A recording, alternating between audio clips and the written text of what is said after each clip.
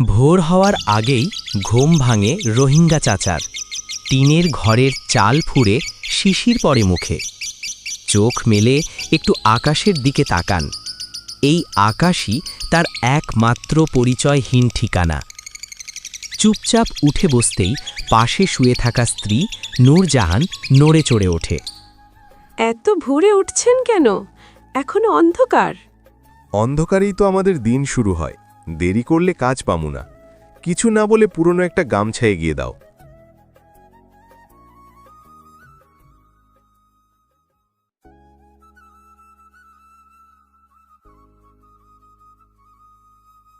আজ মাঠে রোদ বেশি হবে, মাথায় দিয়া নিয়েন।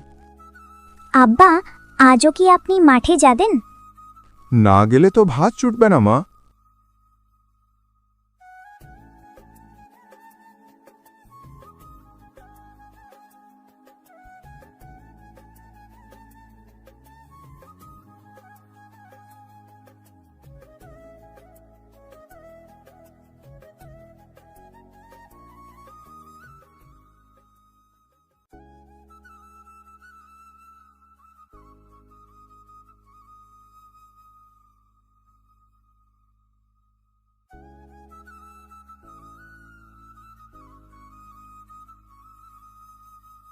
এই যে চাচা, আজ একটু বেশি কাজ আছে, পারবেন?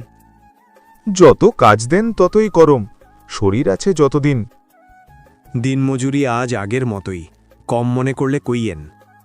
কম বেশি কইবার জায়গায় আমি নাই ভাই, কাজ পাই এটাই অনেক।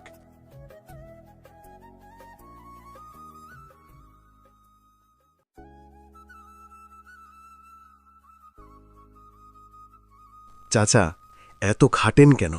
শরীর তো আর আগের মতো নাই। শরীর থামলে পেট থামবে না ভাই।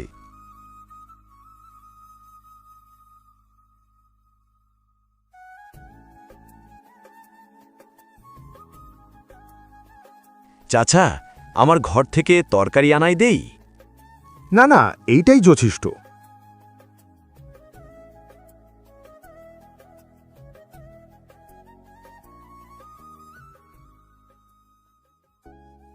আজ কেমন গেল? আল্লাহ রাখছে, কাজ পাইছি।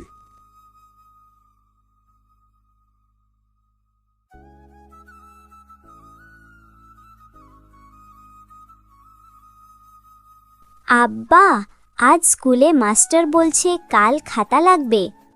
কয় টাকা লাগবে মা? বেশি না আব্বা, একটু। আজকের মজুরি দিয়ে খাতা হলে কাল চাল হবে না। চাল পরে হবে, মেয়ের পড়া আগে। আপনি না থাকলে আমরা কি করতাম? আমি থাকি বলেই তো মানুষ মনে করি নিজেকে। এই দেশে আমাদের আপন কেউ নাই। মাটি আপন না হলেও ঘাম তো আমাদের।